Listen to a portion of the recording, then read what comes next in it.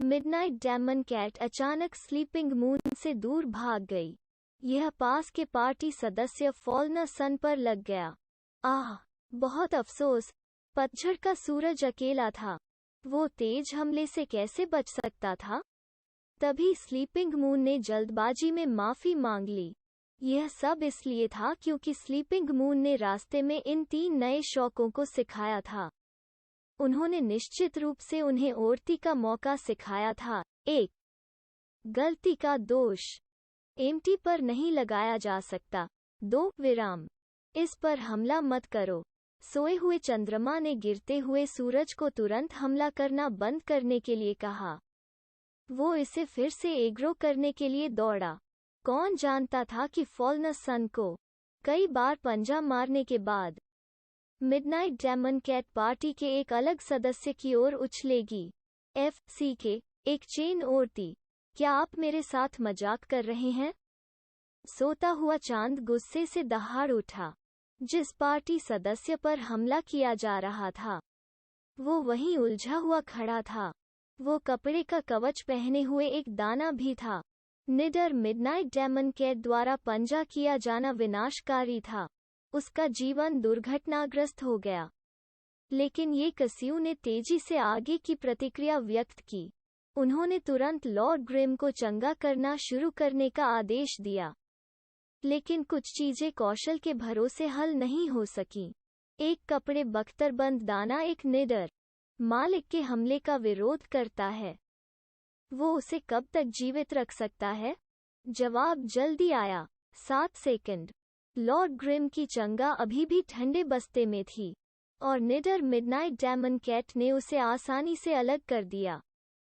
सोता हुआ चंद्रमा उसे बचाने के लिए उछला, लेकिन वो उसे तेजी से वापस नहीं बढ़ा सका और दाना मर गया। ग्लोरी में, जब कोई खिलाड़ी कालकोठरी में मर जाता है तो उसे कालकोठरी छोड़ने के लिए मजबूर किया जाएगा और वो वापस नहीं आ पाएगा। दूसरे शब्दों में, मूल 5 सदस्यीय दल 4 सदस्यीय दल बन गया। FCK औरती तक लाइनिंग। तुम लोग मुझे मार रहे हो। सोता हुआ चांद टूट गया।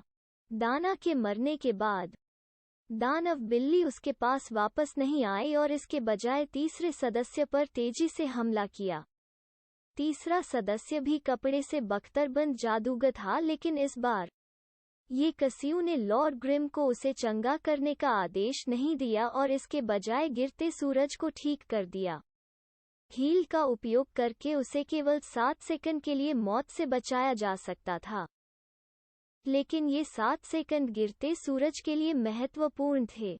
ऐसा इसलिए था क्योंकि निडर स्थिति से हमले की गति और क्षति में वृद्धि के अलावा मिडनाइट डेमन कैट में एक अतिरिक्त क्षमता भी थी। ब्लीड। आधी रात के दानव बिल्ली ने दुर्भाग्य से फॉल्नर सन को खून कर दिया था। ये कसियों ने अपने गिरते हुए जीवन बार पर ध्यान दिया था। अगर उसने जादूगर को चंगा भी किया तो वो केवल 7 सेकंड के लिए होगा। इन 7 सेकंड में न केवल दाना मर जाएगा, बल्कि गिर गया सूरज भी मर जाएगा। वो उनमें से एक को बचाने की कोशिश भी कर सकता है। ये कसियों ने सोते हुए चंद्रमा में विश्वास खो दिया था और गिरते सूरज को ठीक करने के लिए सीधे दाना को छोड़ दिया था। इस अचानक हुई हरकत से स्लीपिंग मून को बहुत गुस्सा आया और वो दहाड़ने लगा।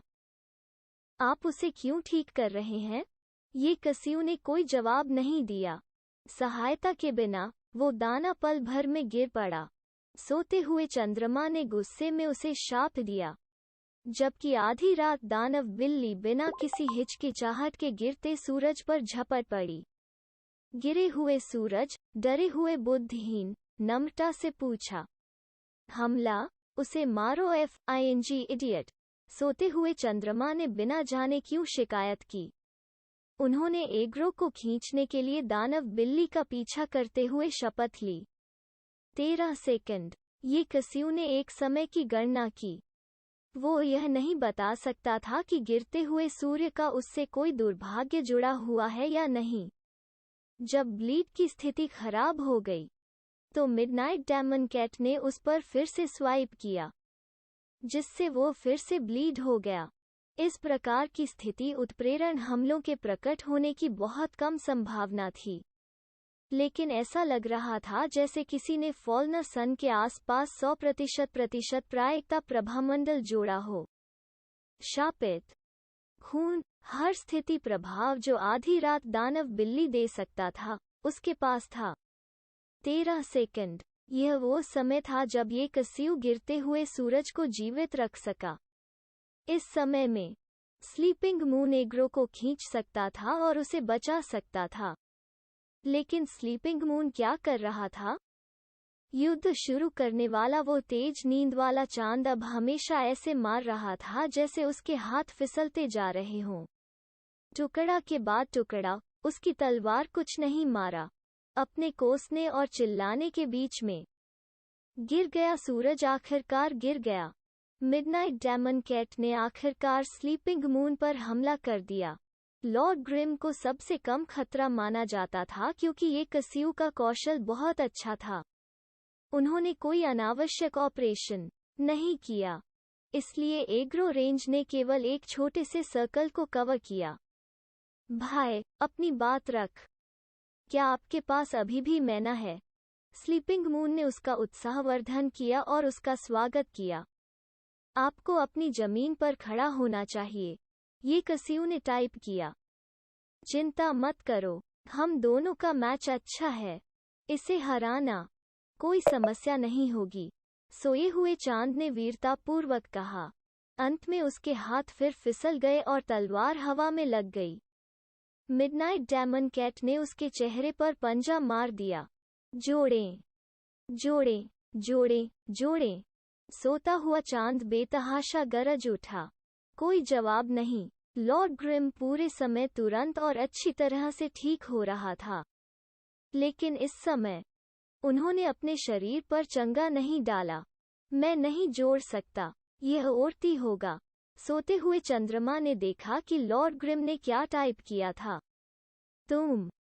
सोए हुए चंद्रमा ने अचानक अपना सिर घुमाया और देखा कि भगवान ग्रिम आराम से एक बड़े पेड़ के नीचे बैठे हैं और ठंड से उनकी ओर देखा। सोए हुए चंद्रमा ने महसूस किया कि स्थिति बहुत अच्छी नहीं दिख रही है। यह लॉर्ड ग्रिम नौसिखिया नहीं था। उसके लिए औरती जाना अभी जल्दी था। वो ऐसी गलती कैसे कर सकता था? यह औरती नहीं जाएगा, जल्दी करो और जोड़ो। सोता हुआ चांद केवल यही चिल्ला सकता था, लेकिन अंत में फिर भी कोई प्रतिक्रिया नहीं हुई। आधी रात की दानव बिल्ली पहले ही उसके पास पहुंच चुकी थी। सोए हुए चंद्रमा की प्रतिक्रिया अचानक तेज हो गई। उसने क्षैतिज रूप से काटा और पंजे को अवरुद्ध कर दिया। वो तुरंत उछला और कुशलता से हमला करना शुरू कर दिया जैसा कि उसने पहली बार लड़ाई शुरू करते समय किया था। सोता हुआ चांद अचानक गायब हो गया, लेकिन इस बार उनका कॉम्बो उतना आसान नहीं था क्योंकि इस बार यह एक निडर दानव बिल्ली थी। स्लीपिंग मून की हरकतें हमले की गति और क्षति में वृद्धि के साथ लगभग नहीं रह सकीं। छलांग लगाने के बाद उनका कॉम्बो अटैक आखिरकार चूक गया और दानव बिल्ली नीचे गिर गई। जल्दी करें और जोड़ें। सोता हुआ चांद अब चिंतित था। हालांकि वो कपड़ा बख्तरबंद दाना और गिरते सूरज से बेहतर लड़ सकता था, लेकिन वो अप्रतिम नहीं था। क्या जोड़े? जीवन जोड़े। जीवन जोड़ने का क्या मतलब है? मैं केवल देख रहा हूँ कि आपका खून बह रहा है। तुम। सोता हुआ चांद गुस्से से परे था। क्या अफसोस है। अगर आप केवल छिपे हुए बॉस से लड़ सकते हैं, फिर आप पार्टी के आदेश और नेता को घुमा सकते थे। इस तरह टीम के सदस्य अपने पदों को नहीं छोड़ेंगे और छिपे हुए बॉस आपके होते। केवल कितना खेद है। आपका कौशल काफी अच्छा नहीं है, इसलिए आपको बॉस को मारने के लिए दूसरों पर निर्भर रहने की जरूरत है। नतीजतन आपने जानबूझकर इसे पहले ठीक से एग्रो किया और फिर बॉस को सही समय पर औरती दिया। टीम के अन्य सदस्यों का सफाया हो गया होता और आप एक निम्न स्वास्थ्य वाले बॉस के साथ अकेले रह जाते। वस्तुएं भी निश्चित रूप से आपकी होती। छिपे हुए बॉस की तुलना में आप काल कोठरी को खत्म कर सकते हैं या नहीं? यह बिल्कुल भी महत्वपूर्ण नहीं था। लॉर्ड ग्रिम द्वारा ये 2 संदेश भेजे जाने के बाद सोते हुए चंद्रमा का माथा ठंडे पसीने से फट गया। उसने नहीं सोचा था कि इस आदमी ने, जिसने रास्ते में केवल एक वाक्य कहा था, अपने पूरे कथानक को देख लिया था। ठीक है, उसने दानव बिल्ली ओर्ती को अन्य 3 सदस्यों को मारने के लिए जाने दिया था।